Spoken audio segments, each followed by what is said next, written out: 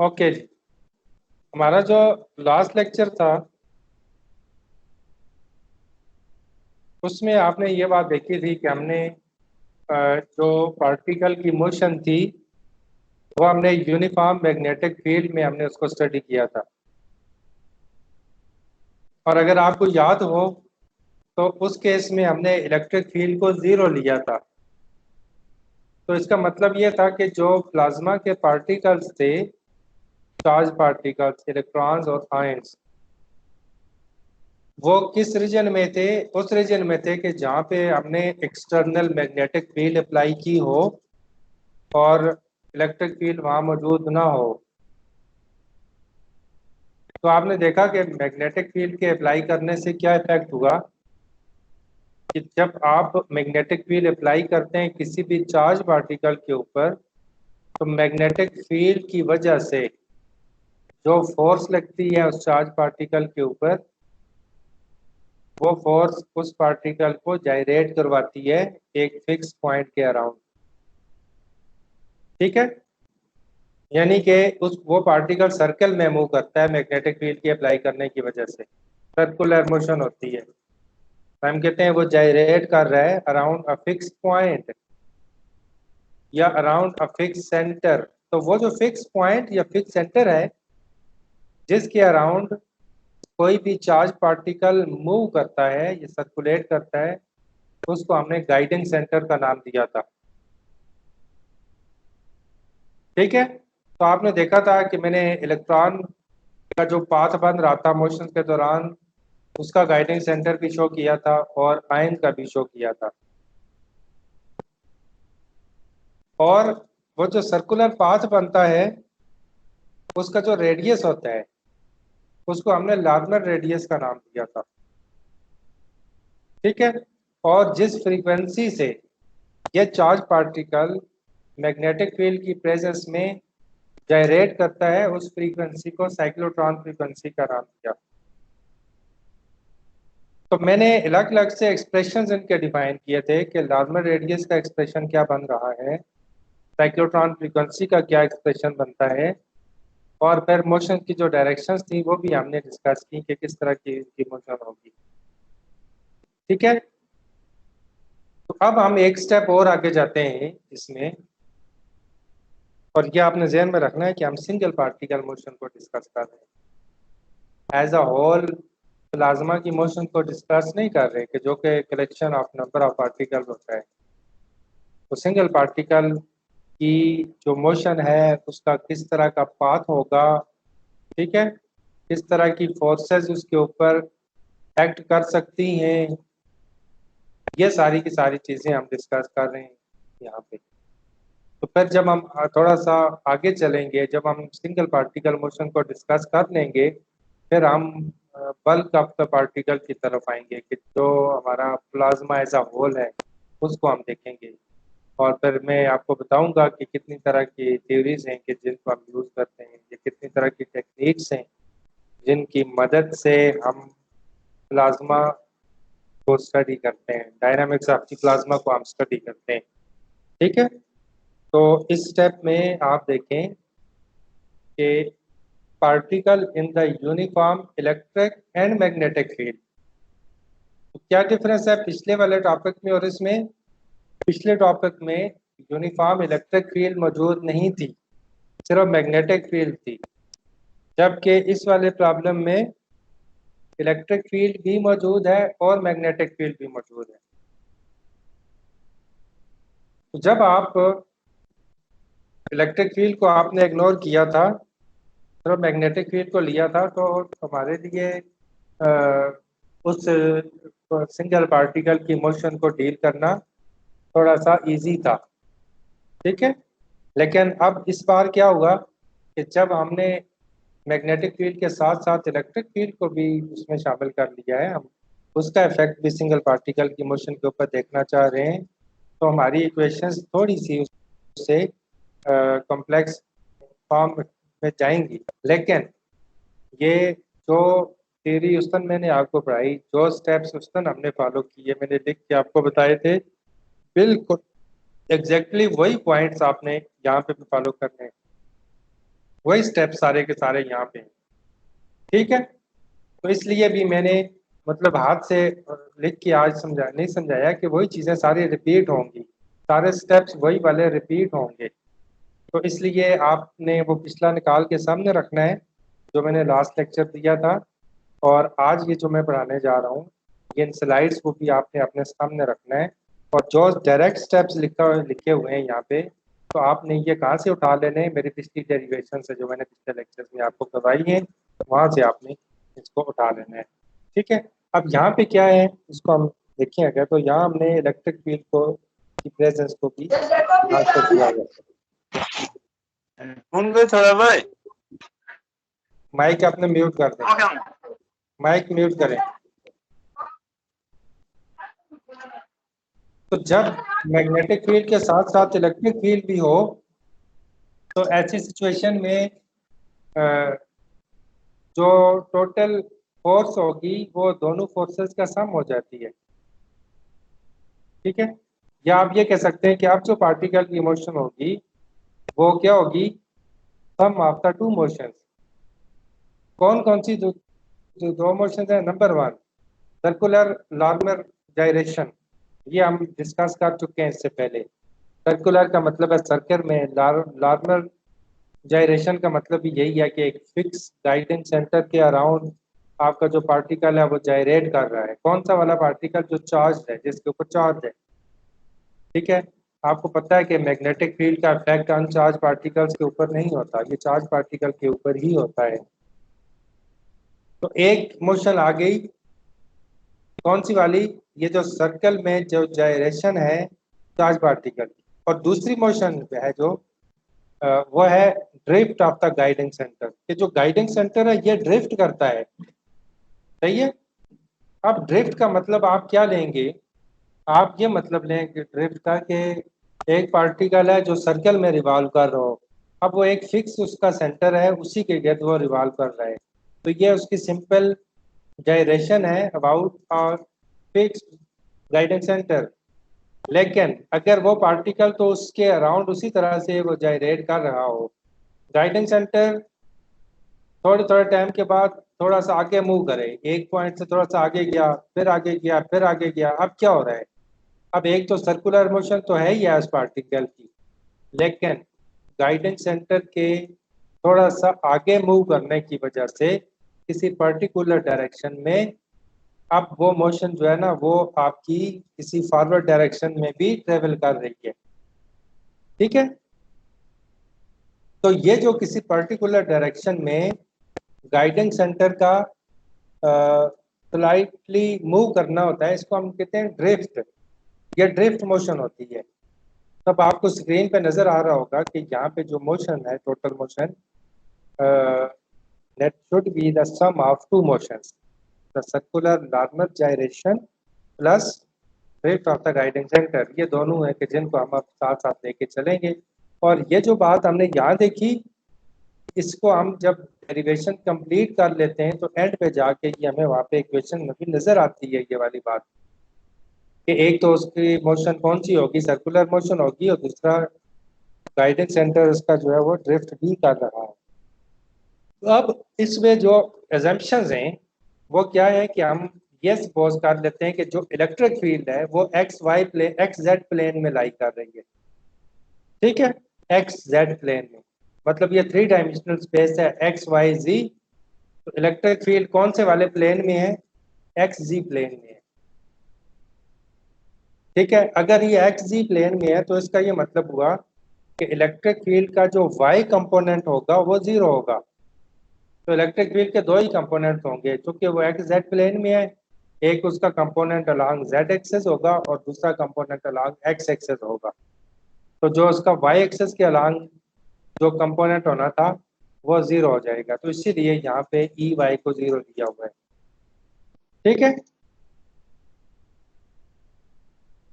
Okay. अब आप नीचे देखें तो आपको ये जो इक्वेशन नजर आ रही है ये लॉरेंट्ज फोर्स की इक्वेशन है, जो होती है F equal to Q E plus V cross B, और लेफ्ट साइड पे F की जगह M D V by D T है। तो ये हमें पता है न्यूटन सेकंड लॉ से कि फोर्स एफ जो होती है वो बराबर होती है M D V by D T या एम ए। तो इन दोनों फोर्सेस का कंपैरिजन करने से हमारे पास ये आया है। तो इससे पिछले केस में मैंने आपको कंपैरिजन करके बताया था। एक मैंने लॉरेंट्ज फोर्स का एक्सप्रेशन लिखा था, एक मैंने न्यूटन सेकंड लॉ का जो फार्मूला है वो लिखा था, फिर दोनों का कंपैरिजन किया था। तो ये इक्वेशन जो 2.8 है ये वाली आ गई। ठीक है। अब आप देखें कि इस केस में जो वेलोसिटी है v, इसके इसको आप रिजॉल्व करें इसके तीन कंपोनेंट में, V X plus V Y plus V Z.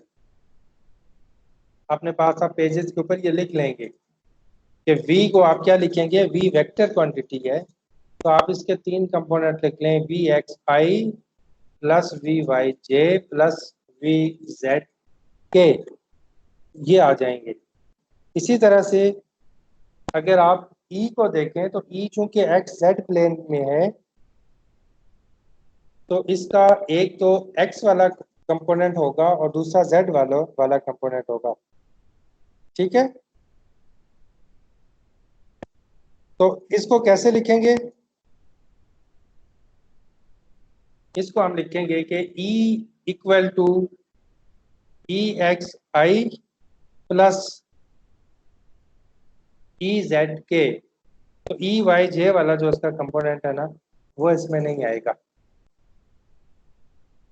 और B जो है, B हम ये सपोज कर लेते हैं कि मैग्नेटिक फील्ड जो अप्लाई हो रही है ये अलॉन्ग जेड एक्सिस अप्लाई हो रही है, तो B का जो कंपोनेंट आएगा वो आ जाएगा B जेड के या B ऑफ के। तो आपने देखा पिछला वाला जो हमारा केस था उसमें भी हमने यही अज्यूम किया था कि मैग्नेटिक फील्ड जो है वो अलॉन्ग जेड एक्सिस है। तो यहाँ पे जो डिफरेंस आपको नजर आ रहा है सिर्फ वो ये नजर आ रहा है कि यहाँ हमने एक्स जेड प्लेन के में इलेक्ट्रिक फील्ड को अप्लाई किया हुआ है, जबकि प्रीवियस केस में हमने इलेक्ट्रिक फील्ड ली हुई नहीं थी। तो ये इस इक्वेशन में ई को हमने जीरो लिख दिया था, जबकि अब यहाँ हम जीरो नहीं लिखेंगे ई को, यहाँ आप ई की जगह लिखेंगे इसके जो दो एक्स जेड कंपोनेंट्स हैं वो लिख लेंगे।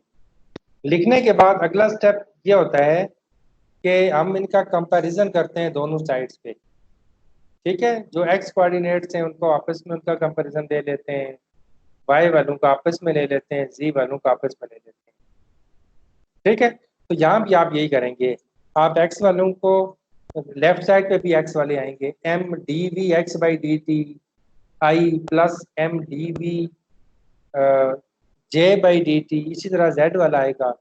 राइट साइड पे अगर आप देखें तो यहाँ भी एक्स वाई जी यानी आई जे के तीनों कंपोनेंट्स लेफ्ट राइट दोनों साइड्स में होंगे। तो आप आई वालों को कंपैरिजन करें तो आपको एक्स कंपोनेंट्स मिल जाएंगे, आप जे वालों का करेंगे तो वाई मिल जाएंगे, आप के वालों का करेंगे तो आपको तो वी क्रॉस बी कैसे खत्म हुआ है जी। दोबारा सर? ये वी क्रॉस बी जो है सर ये कैसे वी खत्म वेक्टर है ना, और बी भी वेक्टर है। तो आप v क्रॉस b, पहले जो वेक्टर का जो तरीका होता है ना उससे डिटर्मिनेंट लेके आप इसको निकाल लें v क्रॉस b। तो ये इससे पिछले केस में v क्रॉस b मैंने कैलकुलेट करके आपको बताया था कि इसकी वैल्यू क्या आती है। तो v vector V X I plus V Y J plus V Z के ये लें, और b को b के लें, तो इनका क्रॉस प्रोडक्ट ले लेंगे आप। तो आपको पता है कि आई क्रॉस आई, जे क्रॉस जे, के क्रॉस के, ये जीरो हो जाते हैं। और आई क्रॉस जे जो होता है वो के बराबर होता है, जे क्रॉस के आई के बराबर होता है। तो इस तरह से ये ठीक है। तो आप इस तरह सबसे पहले आप वी क्रॉस बी कैलकुलेट कर लें, जो भी आए उसको यहाँ रखें, और फिर आप आई वाले कंपोनेंट्स को लेफ्ट और राइट दोनों साइड पे अलग अलग करके लिख लें, फिर इस इक्वेशन का कंपैरिजन करें तो एक्स वाई जी तीनों आ जाएंगे। यहाँ सबसे पहले जेड कंपोनेंट जो है इसका दिया हुआ है वो ये आएगा। ठीक है, D V Z by D T, M चूंकि लेफ्ट साइड पे है तो राइट साइड पे जाएगा तो क्यू बाई एम हो जाएगा और ई जेड आ जाएगा। अब अगर इस इक्वेशन को मैं इंटीग्रेट कर दूं D V Z by D T को, तो ये डिफरेंशियल और इंटीग्रल कैंसिल हो जाएंगे, तो यहाँ वी जेड बच जाएगा और राइट साइड पे मुझे ये वाली चीज मिल जाएगी, ये जो आपको यहाँ पे नजर आ रहा है इसमें। ठीक है, ओके। तो इसमें देखें ये आपको क्या शो कर रहा है इसमें, इस एक्सप्रेशन में ये बात आपको यहाँ पे नजर आ रही है कि जो यहाँ वी जेड नॉट को सबसे पहले देख लें, ये जेड कंपोनेंट है वेलोसिटी का वी जेड नॉट, ये वाला, ये t इक्वल टू 0 के ऊपर, ये यानी at t equal to 0 Z component of velocity is V Z naught, ये अलोंग जेड एक्सेस की बात हो रही है। और ये जो वी जेड है ये किसी भी टाइम t के ऊपर है यहाँ पे। तो इसका मतलब ये हुआ कि z डायरेक्शन के अलोंग पार्टिकल की जो वेलोसिटी है वो लीनियरली इंक्रीज करती है टाइम के साथ साथ, यानी जिस रेशो के साथ टाइम बढ़ रहा होगा उसी रेशो से इसकी जो वेलोसिटी है z एक्सेस के अलोंग ये भी क्या करेगी, इंक्रीज होगी। वी जेड इक्वल टू, अगर आप देखें तो यहाँ ये t मल्टीप्लाई हो रहा है, ठीक है, तो ये t के इंक्रीज करने से इसकी जो वेलोसिटी है ये भी इंक्रीज करेगी। और आपको पता है कि अगर आप इसको एक दफ़ा और इंटीग्रेट कर देते हैं इस इक्वेशन को, तो ये वी जेड को आप जब इंटीग्रेट करेंगे तो आपको z मिल जाएगा, z, और z क्या होगा, z पार्टिकल का z एक्सेस के अलोंग डिस्टेंस होगा। तो आप मुझे बता सकता है कोई कि इसको अगर इंटीग्रेट करें तो उसका आंसर क्या आएगा, z equal to Q E Z by M, ये तो कांस्टेंट होगा सारे का सारा, ये वाला, तो ये t बच जाएगा, तो t का इंटीग्रल हो जाएगा T square by 2 plus V Z को नॉट को जब आप इंटीग्रेट करेंगे तो ये इंटीग्रल से बाहर आ जाएगा, तो यहाँ t आ जाएगा इसके साथ मल्टीप्लाई होके और एक z नॉट आ जाएगा। तो आप देखें कि जब आप इसको इंटीग्रेट करके इक्वेशन 2.9 को आप इससे z एक्सेस के अलोंग डिस्टेंस निकालेंगे तो वो डिस्टेंस किस हिसाब से वेरी करेगा, यहाँ टी स्क्वायर होगा, तो उसकी जो चेंजेस होंगी वो जिस तरह से टी स्क्वायर चेंज होगा उसके साथ वो चेंज होगी। जबकि वेलोसिटी में यहाँ टी आ रहा है सिंपल, तो हम कह रहे हैं कि v is directly proportional to t, यानी इसका लीनियर रिलेशनशिप है t के साथ। लेकिन इससे आप जो z एक्सेस के अलोंग डिस्टेंस कैलकुलेट करेंगे इसको इंटीग्रेट करके तो वो टी स्क्वायर के साथ वेरी करेगा। तो अब आप मुझे ये बात बताएं कि अगर t आप डबल कर दें, टाइम डबल हो जाए, मतलब 2 सेकंड में आपने उसकी वेलोसिटी देखी, फिर आपने 4 सेकंड में देखी, तो आपका टाइम डबल हो गया। तो वेलोसिटी अगर लीनियरली इंक्रीज कर रही है तो उसका मतलब है वेलोसिटी भी डबल हो जाएगी। लेकिन अगर आपका जो जिससे डिस्टेंस निकल रहा है अगर वो टी स्क्वायर के साथ वेरी कर रहा है तो अगर टाइम डबल होगा टाइम, तो जो डिस्टेंस अलोंग जेड एक्सेस होगा वो 4 टाइम हो जाएगा क्योंकि वहाँ टी स्क्वायर आएगा। तो आपने इक्वेशन 2.9 को एक दफ़ा इंटीग्रेट करके इससे z ज़रूर निकालना है और फिर आपने उसका टाइम के साथ जो भी रिलेशनशिप बनेगा उसको आपने देख लेना है।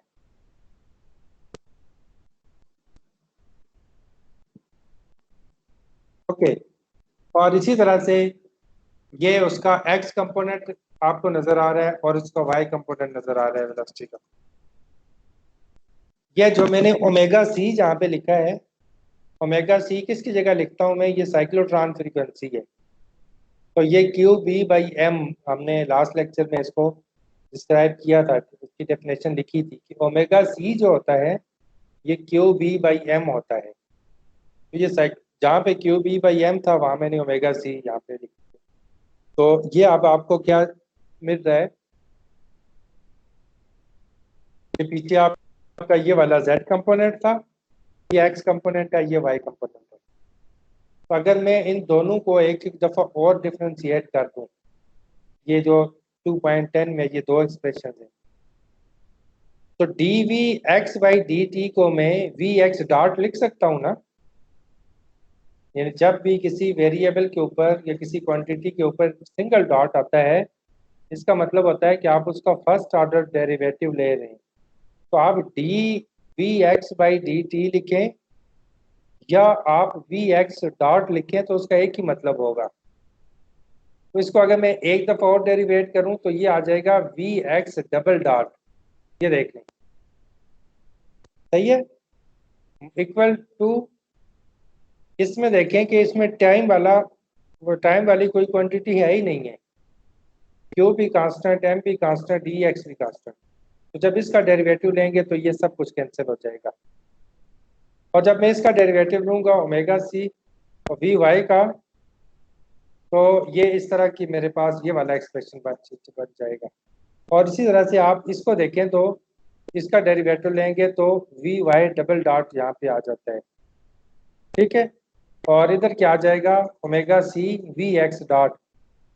तो जहाँ पे वी एक्स डॉट होगा वहां भी ये वाली वैल्यू पुट कर देंगे, ये चूंकि वी एक्स डॉट ही है ना, वो उठा के वैल्यूज यहाँ पुट करें तो ये एक्सप्रेशन हमारे पास आ जाएगा। हम इसको इस तरह से भी लिख सकते हैं, we can write this as, कैसे लिख सकते हैं, ये आप अगर देखें तो ये वाला आपका एक्सप्रेशन जो है ना, इस तरह से भी आप इसको इसमें एक्सप्रेस कर सकते हैं। अच्छा, अब आगे आप चलें थोड़ा सा, तो ये जो इक्वेशंस आई हैं पीछे हमारे पास 2.11, सर एक बात पूछनी है, ये पीछे वाली इक्वेशन में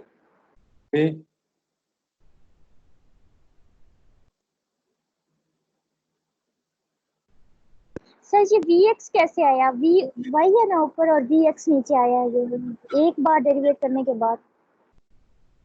इसकी बात कर रही हैं सर जब आपने डबल डेरिवेटिव लिया है ना इक्वेशन का, पहली वाली इक्वेशन का, यहाँ पे आप? Vx कैसे आया है? जी जी, इस इक्वेशन की बात कर रही हैं? यस सर, इस इक्वेशन की बात कर रही जब हूँ, आप जबकि इस ऊपर इक्वेशन Vy है। मैं बता रहा हूँ, एक्सप्लेन करता हूँ। आप 2.10 में देखें, ये आ जाएगा वी एक्स डबल डॉट, ये कैंसिल हो यस जाएगा, सर, जीरो हो जाएगा, यहाँ पे हो जाएगा omega C V Y dot. तो यस आप सर, याद रखें ये वाली वैल्यू वी वाई डॉट ये है ना, ये उठा यस के सर, जब यहाँ इसमें रखेंगे ना तो एक ओमेगा सी पहले से मौजूद था, एक अब आ जाएगा, ओमेगा सी स्क्वायर हो गया, और साथ ये वाला वी एक्स आ गया। तो ये बिल्कुल ओके वही सर, टेक्निक है कि जो हमने इससे पीछे यूज कर चुके हैं हम उसमें। तो अब ओके आप सर, देखें कि 2.11 जो इक्वेशन है ये बता रहा है कि पिछले केस में रिड्यूस हो जाएगी। रिड्यूस होने का मतलब है कि आपने इससे पहले वाला जो केस पढ़ा था ना, जिसमें हमने इलेक्ट्रिक फील्ड को इग्नोर किया था और सिर्फ मैग्नेटिक फील्ड ली थी, अगर हम रिप्लेस कर दें वी वाई को किससे, V Y plus E X divided by B, पिछले केस में यहाँ पे हमारे पास अगर आप इसको किससे रिप्लेस कर दें, सिंपल वी वाई से, तो आप देखेंगे कि ये इक्वेशन और वो सेम हो जाएंगी। तो इसका मतलब है यहाँ पे इस इक्वेशन में और जो इससे पहले वाला केस पढ़ा हमने, इनमें जो डिफरेंस आ रहा है अभी तक, वो किसकी वजह से आ रहा है, ई एक्स बाई बी, ये ई एक्स बाई बी ये एक्स्ट्रा आ रहा है, ये वाला, ठीक है। अब हमें यहाँ से भी नजर भी ये बात आ रही है कि अगर इलेक्ट्रिक फील्ड नहीं होगी तो उसका एक्स कंपोनेंट भी नहीं होगा ना, हमने इलेक्ट्रिक फील्ड अप्लाई ही नहीं की हुई, तो फिर उसका उसका जो एक्स कंपोनेंट है वो कैसे होगा, वो भी नहीं होगा। तो उसका मतलब है ये टर्म भी जीरो हो जाएगी, ये भी जीरो हो जाएगी। तो अगर इलेक्ट्रिक फील्ड मौजूद है तो ये पिछली इक्वेशन मॉडिफाई हो गई हैं इस टर्म के साथ साथ, ठीक है। अच्छा, अब आप इसमें देखें ये जो नीचे है कि जब हम जनरल फार्मूला कोई निकालेंगे ड्रिफ्ट के लिए, तो उसमें क्या होगा, तो हम जो इक्वेशन हमारी ये वाली है 2.8, इसको हम सॉल्व करेंगे इसको यहाँ पे, और वेक्टर फॉर्म में। तो कहता है we may omit the M D V by D T term in equation 2.8 since this term gives only the circular motion at omega C which we already know about. कहता है कि जब आपने सिर्फ ड्रिफ्ट निकालनी है, आपने ये देखना है कि पार्टिकल आगे कितना, उसका गाइडिंग सेंटर कितना ड्रिफ्ट कर रहा है। तो कहता है कि जो इससे पहले जो चीज़ हम निकाल चुके हैं हम वो नहीं निकालेंगे। क्यों नहीं निकालेंगे? क्योंकि हम पिछले केसेस में ये बात देख चुके हैं कि अगर इलेक्ट्रिक फील्ड ना हो, सिर्फ मैग्नेटिक फील्ड हो, तो उस तरह पार्टिकल किस तरह से बिहेव करेगा। तो अब हमें दोबारा से वो देखने की ज़रूरत नहीं है, ठीक है। तो अब हम दोबारा से क्या देखेंगे कि इसके ऊपर इलेक्ट्रिक फील्ड की वजह से क्या इफेक्ट आ रहा है। तो ये अगर आप देखें इसमें, तो ये आपको इसकी मोशन नज़र आ रही है किसकी, इस तरह की, ये आपको इलेक्ट्रॉन की ये आयन है इस तरह से, और ये जो है ये इलेक्ट्रॉन है। तो आपने ये बात देखी थी कि ये जब जायरेट कर रहे होते हैं इलेक्ट्रॉन्स और आयन्स, तो इनकी जो डायरेक्शंस होती हैं जायरेशंस की वो अपोजिट होती हैं, इसलिए कि इनमें जो इनके चार्जेस हैं उनकी वजह से। तो अब आप देखें कि ये इस तरह से सर्कुलर मोशन भी आपको नज़र आ रही है, यहाँ से ये देखें ये सर्कुलर मोशन हुई, फिर ये है, और ये साथ साथ नीचे भी की तरफ भी मूव कर रहा है, मतलब पार्टिकल ये सर्कुलेट भी कर रहा है, ये सर्कल और सेमी सर्कल्स भी बना रहा है, और साथ साथ डाउनवर्ड डायरेक्शन में मूव भी कर रहा है। ये आयंस की बात कर रहा हूँ मैं। इसी तरह से अगर आप यहाँ से इलेक्ट्रॉन्स को देखेंगे, तो इलेक्ट्रॉन्स को भी आप देखें तो ये भी ऐसे जायरेट भी कर रहे हैं, ये ऐसे, और जायरेशन के साथ साथ ये डाउनवर्ड डायरेक्शन में मूव भी कर रहे हैं। ठीक है, लेकिन क्या है कि इनके ये जो इस तरह की जायरेशन की डायरेक्शन है ना, ये अपोजिट है। और ये क्यों अपोजिट है, इसलिए कि ये चार्जेस की वजह से है। लेकिन डाउनवर्ड डायरेक्शन में दोनों इलेक्ट्रॉन्स भी डाउनवर्ड डायरेक्शन में ड्रिफ्ट कर रहे हैं, मतलब देखें इनके गाइडिंग सेंटर नीचे की तरफ मूव कर रहे हैं, आयन का भी कर रहा है और इलेक्ट्रॉन का भी कर रहा है, दोनों के गाइडिंग सेंटर मूव कर रहे हैं, और उसके साथ साथ इनमें जायरेशन भी है। तो यहाँ से आप ये देख लें, ये इस तरह की डायरेक्शन है, ये इलेक्ट्रिक फील्ड और ये मैग्नेटिक फील्ड है यहाँ पे, और ये नीचे शो कर रहा है कि गाइडिंग सेंटर जो है उसकी ड्रिफ्ट स्पीड को शो कर रहा है ऐसे डाउनवर्ड डायरेक्शन में। तो ये फिगर आपको वो बात बताएगी जो स्टार्ट में हमने जो एजम्पशंस की हैं कि आपका ये 3D प्लेन है, इधर एक्स है, इधर वाई है, और इधर नीचे जेड एक्सेस है। तो आपकी मैग्नेटिक फील्ड इस डायरेक्शन में लग रही है, जेड एक्सेस के अलॉन्ग लग रही है ऐसे, और इलेक्ट्रिक फील्ड आप देखें ये इस तरह से है। तो इस तरह से होने का मतलब ये है कि ये इलेक्ट्रिक फील्ड एक्स और जेड ये जो प्लेन है इसके अंदर है। अब इसका कोई भी कंपोनेंट आपको यहाँ पे नजर नहीं आएगा, इसका कोई भी कंपोनेंट आपको यहाँ पे नजर नहीं आएगा, इसलिए कि ये एक्स वाई या वाई जेड प्लेन के अंदर नहीं है इलेक्ट्रिक फील्ड। इलेक्ट्रिक फील्ड उस प्लेन में है जो एक्स और जेड बना रहे हैं। तो इसलिए इसका इलेक्ट्रिक फील्ड का एक तो एक्स कंपोनेंट यानी इस एक्सेस के अलॉन्ग एक कंपोनेंट होगा, और दूसरा इस एक्सेस के अलॉन्ग होगा जेड एक्सेस के अलॉन्ग। तो तीसरा इसका कंपोनेंट इसीलिए हमने स्टार्ट में 0 ले लिया था। लेकिन मैग्नेटिक फील्ड जो है चूंकि ये जेड एक्सेस के अलॉन्ग है, एक ही एक्सेस के अलॉन्ग है, तो इसका एक्स वाला जो कंपोनेंट है ये भी 0 होगा, और इसका जो वाई वाला कंपोनेंट है वो भी 0 हो जाएगा। ठीक है, अब यहाँ उसने ई क्रॉस बी निकाला हुआ है, ई क्रॉस बी। तो ये इसको चलें इसको हम पर देखेंगे, इतनी जरूरी ये भी नहीं है। तो ये जो इसका असल बात हमने किया वो ये है कि जो हमारे पास वी ई आएगा ना, वी ई इसका एक्सप्रेशन होता है E divided by B, E by B. अब आप देखें जो बात आपके यहाँ पे समझने की है, सबसे जरूरी बात है जो इस एक्सप्रेशन में, वो क्या है कि जो ड्रिफ्ट स्पीड है v ऑफ e, इसके डिपेंडेंस e के ऊपर है और इसके डिपेंडेंस b के ऊपर है। तो यहाँ कोई और ऐसा फैक्टर नहीं है जिसके ऊपर e और b जो है इनके डिपेंडेंस हो। देखें आप जब एक्सटर्नल इलेक्ट्रिक फील्ड अप्लाई कर रहे हैं, आप जब एक्सटर्नल मैग्नेटिक फील्ड अप्लाई कर रहे हैं, तो जो मर्जी अंदर उसका चार्ज हो या उसका बाकी इसकी प्रॉपर्टीज हो पार्टिकल्स की, तो उनके ऊपर फिर इसकी डिपेंडेंस नहीं होगी। तो जो ड्रिफ्ट है वो इलेक्ट्रिक और मैग्नेटिक फील्ड की वजह से है। अब यहाँ इसकी एक्सप्लेनेशन है। ठीक है, तो आप देख लिया आपने पीछे वाले एक्सप्रेशन में कि जो v ऑफ e हमारे पास आया है वो independent of q m and v perpendicular है, यानी उस एक्सप्रेशन के अंदर चार्ज की कोई इंफॉर्मेशन नहीं है, उसके अंदर मेस की कोई इंफॉर्मेशन नहीं है कि हम कहें कि ये मेस के ऊपर इसकी डिपेंडेंस होगी या चार्ज के ऊपर डिपेंडेंस होगी या उसका जो परपेंडिकुलर कंपोनेंट है वेलोसिटी का उसके ऊपर कोई डिपेंडेंस होगी।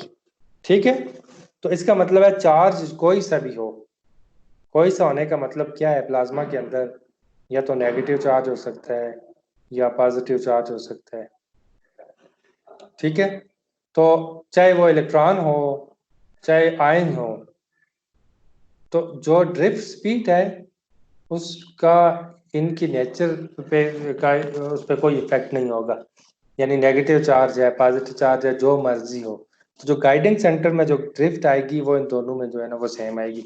और इसी तरह से इनके चार्ज और मेस के अलावा इनकी जो परपेंडिकुलर कंपोनेंट है वेलोसिटी का, तो उससे भी ये चूंकि इंडिपेंडेंट है तो लिहाजा उसका भी इसके ड्रिफ्ट वेलोसिटी के ऊपर कोई इफेक्ट भी नहीं होगा। ठीक है, अब ऐसा होता क्यों है? What is the physical significance of this fact? ये जरूरी बात है। अब आप अगर यहाँ पे देखें तो इसमें जो हमारा फर्स्ट हाफ साइकिल है आयंस का, ये आयंस की मोशन को यहाँ पे शो किया गया अगर इसको देखें। ठीक है, तो इसकी मोशन में चूंकि ये जायरेट कर रहा है तो जो ऑर्बिट्स बना रहा है, तो आयंस के ऑर्बिट्स में जो फर्स्ट हाफ साइकिल होगा इसमें ये इलेक्ट्रिक फील्ड से एनर्जी गेन करेगा और इसका जो परपेंडिकुलर कंपोनेंट है ये भी वेलोसिटी का ये भी इंक्रीज करेगा और इसका जो लार्मर रेडियस है वो भी इंक्रीज करेगा। मैं इसकी बात कर रहा हूं, इसकी। ठीक है, इसकी। तो ये देखें, ये इसका फर्स्ट हाफ साइकिल है, ये वाला हाफ साइकिल इस तरह। ये है क्या? फर्स्ट हाफ साइकिल यूं, और फिर ये दूसरा साइकिल है इसका ऐसे।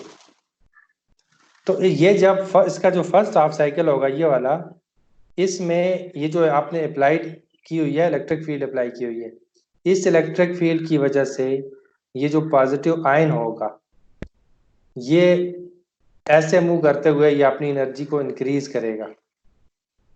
ठीक है, यानी इलेक्ट्रिक फील्ड इसकी एनर्जी को इंक्रीज कर देगी। लेकिन जैसे ही ये इसका जो दूसरा हाफ साइकिल होगा, ये हाफ साइकिल, दूसरे हाफ साइकिल में इसकी एनर्जी जो है वो रिड्यूस होगी, कम होगी। फिर अगला हाफ साइकिल जब बनेगा उसमें फिर इंक्रीज होगी। यानी इसका मतलब ये है कि जब ये जायरेट कर रहे हैं आयन, तो इसकी मोशन के दौरान जब ये कंप्लीट साइकिल की हम बात कर रहे हैं कि इसकी कंप्लीट जायरेशन की बात कर रहे हैं, तो ये इसके एक हाफ साइकिल में पार्टिकल की एनर्जी इंक्रीज कर रही है, जबकि दूसरे हाफ साइकिल में पार्टिकल की एनर्जी डिक्रीज कर रही है। ठीक है, अब ये पार्टिकल की एनर्जी इंक्रीज करने और पार्टिकल की एनर्जी रिड्यूस होने का जो रेट है ये सेम नहीं होगा। यानी ऐसा नहीं होगा कि पार्टिकल ने जितनी एनर्जी गेन की थी दूसरे साइकिल में वो सारी की सारी एनर्जी लूज कर दे, ऐसा नहीं होगा। ठीक है, तो ये जो डिफरेंस आ जाएगा ना एनर्जी का, कि एक हाफ साइकिल में एनर्जी ज्यादा पार्टिकल के पास, दूसरे में एनर्जी कम होगी, तो ये जो डिफरेंस है एनर्जीज का, इस डिफरेंस की वजह से जो गाइडिंग सेंटर है वो ड्रिफ्ट करेगा। ठीक है, तो यहाँ पे भी यही बात इसमें लिखी हुई है कि ये जो डिफरेंस है आर एल में जो लार्मर रेडियस है, जाहिर सी बात है जब एनर्जीज में डिफरेंस आएगा तो पार्टिकल की जो वेलोसिटी है उसके जो कंपोनेंट है उसमें डिफरेंस आएगा।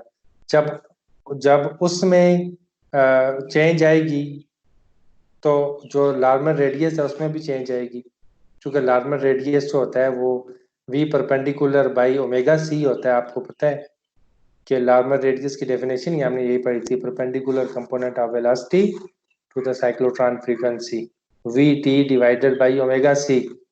तो वी टी चूंकि आर एल के डायरेक्टली प्रोपोर्शनल है, वी टी ऊपर आ रहा है ना और ओमेगा सी नीचे आ रहा है, तो इसलिए भी फिर क्या होगा कि जितना वी टी इंक्रीज करेगा तो लार्मर रेडियस भी उतना ही इंक्रीज करेगा।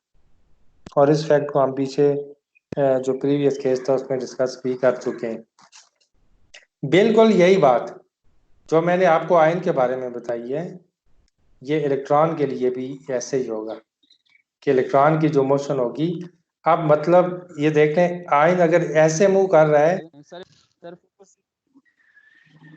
तो इलेक्ट्रॉन जो है ना वो इसकी अपोजिट डायरेक्शन में ऐसे जायरेट कर रहा होगा। इससे पहले जो फिगर थी उसमें मैंने आपको शो किया है कि जो जायरेशन की डायरेक्शन है आयन और इलेक्ट्रॉन की, ये एक दूसरे की अपोजिट है। इसलिए अपोजिट है कि इनके चार्जेस डिफरेंट हैं, लेकिन जो इनकी ड्रिफ्ट की डायरेक्शन होगी, जिस डायरेक्शन में ये ड्रिफ्ट करेंगे वो सेम है। मतलब अगर आयन डाउनवर्ड डायरेक्शन में ड्रिफ्ट कर रहा है तो इलेक्ट्रॉन भी डाउनवर्ड डायरेक्शन में ड्रिफ्ट करेगा। आयन अगर अपवर्ड डायरेक्शन में ड्रिफ्ट कर रहा है तो इलेक्ट्रॉन भी अपवर्ड डायरेक्शन में ड्रिफ्ट करेगा। ठीक है, तो ड्रिफ्ट करने की डायरेक्शन दोनों की सेम होगी, चाहे वो इलेक्ट्रॉन हो चाहे वो आयन हो, लेकिन जायरेट करने की जो डायरेक्शंस हैं वो इलेक्ट्रॉन्स और आयंस दोनों की डिफरेंट होंगी इनके चार्जेस की वजह से। ठीक है, इसलिए कि जायरेशन जो है इसकी वो चार्ज के ऊपर डिपेंड करती है, नेगेटिव चार्ज पॉजिटिव चार्ज है तो वो उसकी नेचर चेंज हो जाएगी। लेकिन अभी आपने देखा कि जो ड्रिफ्ट वेलोसिटी है, तो ड्रिफ्ट वेलोसिटी चार्जेस के ऊपर या मेस के ऊपर डिपेंड नहीं करती है, वो सिंपल E/m रेशो के ऊपर डिपेंड करती है। तो इसीलिए मैं आपसे ये बात बार बार कह रहा हूँ कि इलेक्ट्रॉन और आयन के जो ड्रिफ्ट करने की डायरेक्शन है वो दोनों सेम होगी और जायरेट करने की डायरेक्शन जो है वो सेम नहीं होगी, वो डिफरेंट होगी। तो हम सिंपल इसके जो ड्रिफ्ट को जब लिखते हैं तो हम उसको E क्रॉस B लिख लेते हैं, E क्रॉस B। ठीक है, E क्रॉस B ड्रिफ्ट भी इसको कहते हैं। तो ये एक ऐसा ड्रिफ्ट है जो इलेक्ट्रिक और मैग्नेटिक फील्ड की वजह से है। इलेक्ट्रिक फील्ड क्या काम कर रही है, इलेक्ट्रिक फील्ड गाइडिंग सेंटर को थोड़ा सा आगे पुश कर रही है किसी पर्टिकुलर डायरेक्शन में, तो उसके अंदर ड्रिफ्ट आ रही है। और जो आपका मैग्नेटिक फील्ड है, magnetic field is responsible for direction of the charge particle. तो इसलिए ये जो दो हैं, इन दोनों का बहुत क्रूशियल रोल है इसमें। सर फिगर से तो ये नहीं शो हो रहा सर। जी क्या नहीं शो हो रहा? सर आपने बताया ना कि जब पार्टिकल आयन हो या इलेक्ट्रॉन हो वो सर जायरेट करते हैं गाइडिंग सेंटर के अराउंड। तो आपने कहा है फर्स्ट हाफ साइकिल में सर उसकी एनर्जी इंक्रीज हो रही है और सेकंड हाफ साइकिल में एनर्जी डिक्रीज हो रही है। लेकिन सर जो आपने पीछे फिगर शो की है उसमें एनर्जी डिक्रीज होने का फिगर से तो नहीं शो हो रहा सर।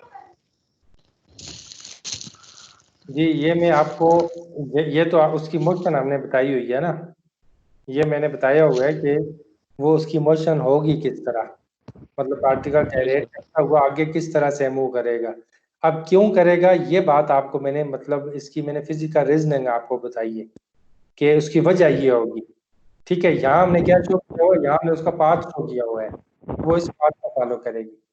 ठीक है, अब अगर आप देखें तो इसका ये एक हेलिकल टाइप जो ट्रेजेक्ट्री है वो बन रही है। हेलिकल ऐसे ही होती है ना, यानी ये आपको ऐसे नहीं लग रहा कि एक पार्टिकल है जो स्ट्रेट लाइन के ऊपर चल रहे हैं। ठीक है, तो ये ऐसे ही है कि आप में से कोई उठे और इस तरह चक्कर लगाना शुरू कर, तो चक्कर लगाए घूमे घूमे, और आपने वो देखे होंगे कभी जो हॉर्स में कहीं पे मलंग जब उसमें होते हैं धमाल में हैं, वो ऐसे सर्कल में घूमते हैं ना। हाँ सर्कल में घूमते हैं ना, तो घूमते घूमते एक टाइम आता है उनका सर भी घूम जाता है। तो जब उनका सर घूमता है ना तो फिर वो ऐसे डायरेक्ट भी कर रहे होते हैं और ड्रिफ्ट भी कर रहे होते हैं। तो आगे सर तो पहले ही घूम रहा होता है उनका, इस वजह से वो जायरेट करते हैं। सर रिपीट करें। सर फिर बकलंदरी बूटी का इस्तेमाल करें। ये साजिद को ये बात बता रही है, इसीलिए बार बार कह रहा है मुझे नहीं पता, ये मौसम पता था। ये इसीलिए कह रहा है कि इसको रिपीट करें। जो बात जहाँ जाके लगती है ना तो वो उसी को पता चलता है। सही कहने सर। बार बार आपसे कोई बात रिपीट करने का कहना कि सर ये बात फिर से बता दें, तो इसका मतलब ये है कि इसके ऊपर फिर चाहिए ये बात। ठीक है, और आपने इसको फॉलो भी करना है, इसको देखना है, नजर रखनी है इसके ऊपर। अच्छा, तो ये कौन से वाला, ये हेलिकल पाथ बन रहा है। ठीक है ना, कि जायरेशन भी है और साथ ड्रिफ्ट भी है। ये तो ये एक प्लेन के अंदर इस तरह से ये आयन की मोशन शो की हुई है, तो आप इस तरह से इलेक्ट्रॉन की मोशन को भी शो कर सकते हैं, और इलेक्ट्रॉन की जो मोशन होगी वो उसके अपोजिट उसमें होगी।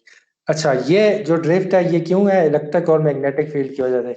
इसी तरह से ग्रेविटेशनल फील्ड भी होती है, ठीक है, ये जो हमने पिछला रिजल्ट निकाला ना ये वाला, तो हम इससे जो एक जर्नल जो फार्मूला ड्रिफ्ट का हम ड्राइव कर सकते हैं वो इस तरह से भी हो सकता है कि V F equal to 1/q F cross B by B square है। तो यहाँ पे अगर आपके पास एफ जो है ना, चूंकि मैग्नेटिक फील्ड के केस में जब आप ये ग्रेविटेशनल है, सॉरी ग्रेविटेशनल फील्ड, तो आपको पता है कि ग्रेविटेशनल जो फोर्स होती है, फोर्स ये क्या करती है, इससे कोई भी बॉडी किसी दूसरी बॉडी को अपनी तरफ अट्रैक्ट करती है। तो इसको ग्रेविटेशनल फील्ड या ग्रेविटेशनल, इसकी वजह से जो फोर्स होगी ग्रेविटेशनल फोर्स, उसको हम फोर्स ऑफ ग्रेविटी भी कहते हैं, और उसकी जो मैग्नीट्यूड है वो mg के इक्वल होती है, F इक्वल टू mg। तो फिर ग्रेविटी की वजह से जो ड्रिफ्ट आती है ना पार्टिकल्स में, उसका फार्मूला ये होता है mg cross b by Q B square, ये ठीक है। तो इस केस में देखें कि जो रोल है यहाँ पे वो किसका है, यहाँ पे ये जी का रोल भी है इसका, और मेस भी यहाँ पे है, क्योंकि जो ग्रेविटेशनल पुल है वो मेसेज की वजह से है, वो चार्जेस की वजह से नहीं होता, तो इसलिए यहाँ मेस जो है ना इसका इफेक्ट भी होता है। ठीक है जी, अब आपने ये वाली फिगर से आपको होपफुली कि ये चीज क्लियर हो गई होगी। अच्छा, अब आगे चलें तो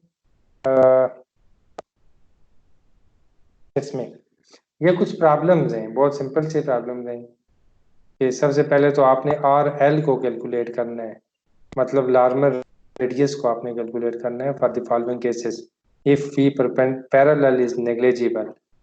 ठीक है, यानी कि जब आप मैग्नेटिक फील्ड अप्लाई करते हैं ना, तो मैग्नेटिक फील्ड के अप्लाई करने की वजह से जो आपका वेलोसिटी, आपकी वेलोसिटी है जो पार्टिकल्स की, वो दो कंपोनेंट्स में हम उसको रिजॉल्व करते हैं, परपेंडिकुलर और पैरेलल।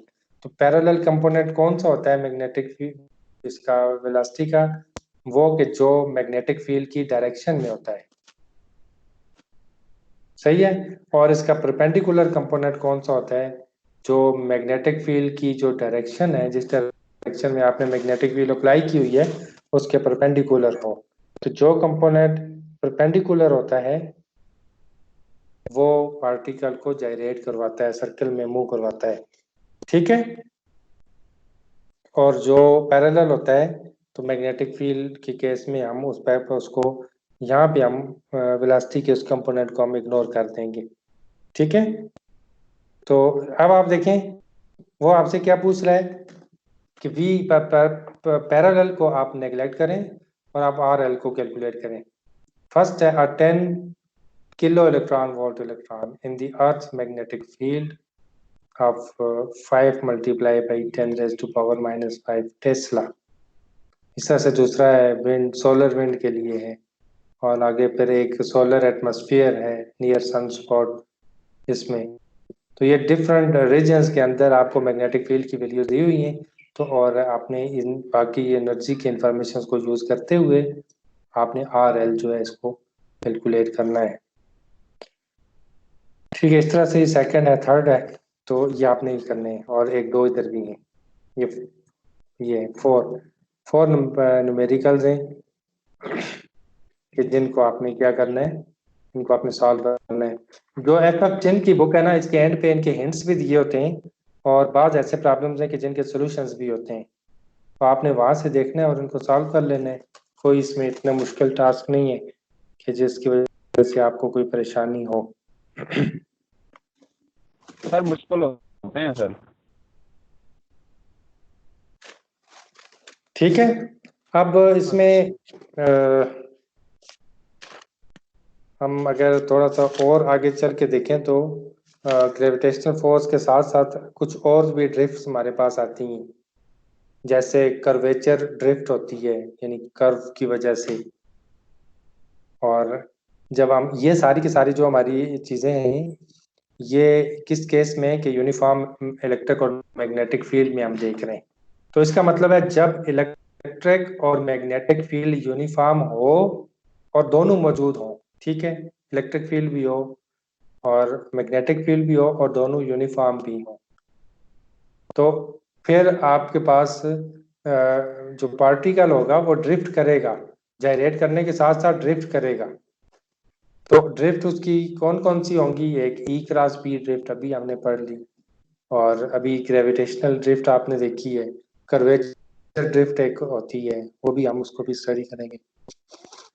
और फिर आगे चलेंगे, जब हम इससे एक स्टेप और आगे जाएंगे तो हमारे पास नॉन यूनिफॉर्म मैग्नेटिक फील्ड भी होती है। नॉन यूनिफॉर्म और यूनिफॉर्म मैग्नेटिक फील्ड में क्या डिफरेंस होगा कि आपका जितना भी रीजन ऑफ इंटरेस्ट है प्लाज्मा में, अगर वहाँ सब जगहों पे जो मैग्नेटिक फील्ड है वो सेम है, यूनिफॉर्म है, ठीक है, उसमें वेरिएशंस नहीं है, तो फिर हम ये कहेंगे कि ये यहाँ पे यूनिफॉर्म मैग्नेटिक फील्ड है।